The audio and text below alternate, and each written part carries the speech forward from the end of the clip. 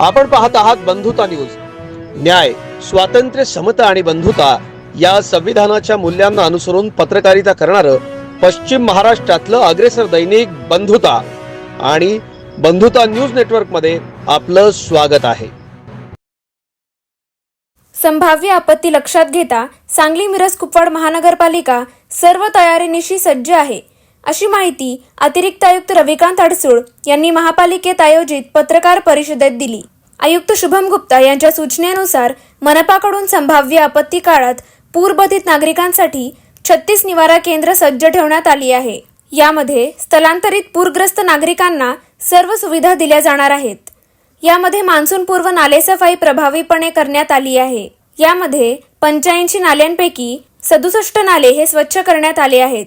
15 नाल्यांची स्वच्छता युद्ध पातळीवर हाती घेण्यात आली आहे। याच अनुषंगाने मनपा क्षेत्रातील 250 धोकादायक इमारतींना नोटिसा देण्यात आल्या असून यापैकी 24 इमारती निष्कासित करण्यात आल्या आहेत। मुंबईतील होल्डिंग दुर्घटनेनंतर 30 विनापरवाना होल्डिंग महापालिकेकडून निष्कासित करण्यात आले आहेत।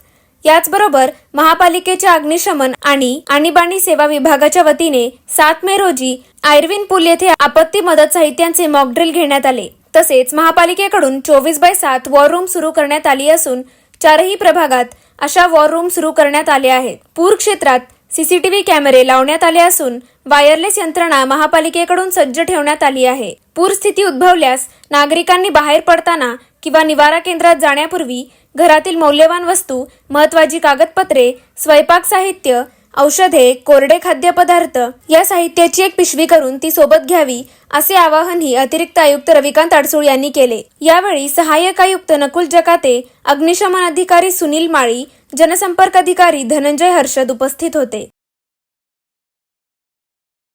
वर्षी येणाऱ्या पूर परिस्थितीला सामोरं जाण्यासाठी महानगरपालिकेमार्फत विविध उपाययोजना करण्यात आल्या आहेत। मागच्या 2 महिन्यापासून नालेसफाई एकूण 85 नाल्यांच्यापैकी 67 नाल्यांची नालेसफाई पूर्ण झालेली आहे। 18 नाल्यांची नालेसफाई आता सध्या सुरू आहे, 2-3 दिवसामध्ये पूर्ण होईल। ज्या धोकादायक इमारती होत्या, जवळपास 250 धोकादायक इमारती आहेत, त्यापैकी C1 कॅटेगरीमधल्या म्हणजे अत्यंत धोकादायक आहेत, ज्या ठिकाणी नागरिक राहू शकत नाहीत, अशा 33 इमारतींच्यापैकी 24 इमारती निष्कासित करण्यात आलेल्या आहेत आणि उरलेल्या इमारतीसुद्धा पुढच्या 2-3 दिवसामध्ये पाडण्यात येणार आहेत। घाटकोपरमध्ये जी काही होर्डिंगची घटना घडली होती, त्या पार्श्वभूमीवर अनधिकृत होर्डिंग आम्ही 30 होर्डिंग शोधले होते महानगरपालिका हद्दीमध्ये, त्यापैकी 30 आम्ही निष्कासित केलेले आहेत।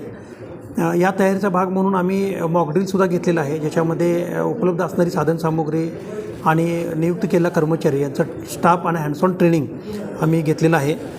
महानगरपालिकेची सुसज्ज अशी वॉर रूम मंगलधाम इमारतीमध्ये आहे। 24 तास आपत्ती व्यवस्थापन कक्ष आहे। तसंच प्रत्येक प्रभाग समितीनिहाय म्हणजे 4ही प्रभाग समित्यांच्यामध्ये स्वतंत्रपणे आपण आपत्ती व्यवस्थापन कक्ष स्थापन केले आहे, त्याचे नंबर आपण फ्लॅश केले आहेत। त्यामुळे नागरिकांना ज्या वेळी मदतीची आवश्यकता असेल तर त्या नंबरला संपर्क साधून मदत मागू शकतात। त्याचबरोबर जी 36 निवारा केंद्र आहेत, तर निवारा केंद्राचीसुद्धा पाहणी करण्यात आलेली आहे। त्या ठिकाणी ज्या काही आवश्यक उपाययोजना करणं असेल, म्हणजे काही ठिकाणी गळती आहेत, लाईटची व्यवस्था नाही आहे, शौचालयाची व्यवस्था नाही आहे, अशा ठिकाणच्या उपाययोजनासुद्धा पुढच्या 2-3 दिवसामध्ये पूर्ण करून निवारा केंद्रही सुसज्ज राहतील आणि नागरिकांना जर का शिफ्ट करायची वेळ आली तर त्या ठिकाणी त्यांना चांगल्या प्रकारच्या सुविधा देता येतील, अशा प्रकारच्या उपाययोजना महानगरपालिकेमार्फत करण्यात आलेल्या आहेत। तसेच NDRFच्या माध्यमातून, टीमच्या माध्यमातून 18 ते 21 जूनच्या दरम्यान प्रशिक्षण आयोजित करण्यात आलेलं आहे। जवळपास 100 अधिकारी कर्मचाऱ्यांना आपण महानगरपालिकेमार्फत आणि NDRFच्या मार्फत प्रशिक्षण देणार आहोत, जेणेकरून चांगल्या पद्धतीनं बचाव कार्य तांत्रिकदृष्ट्या होईल, याबाबत सर्व नियोजन करण्यात आलेलं आहे।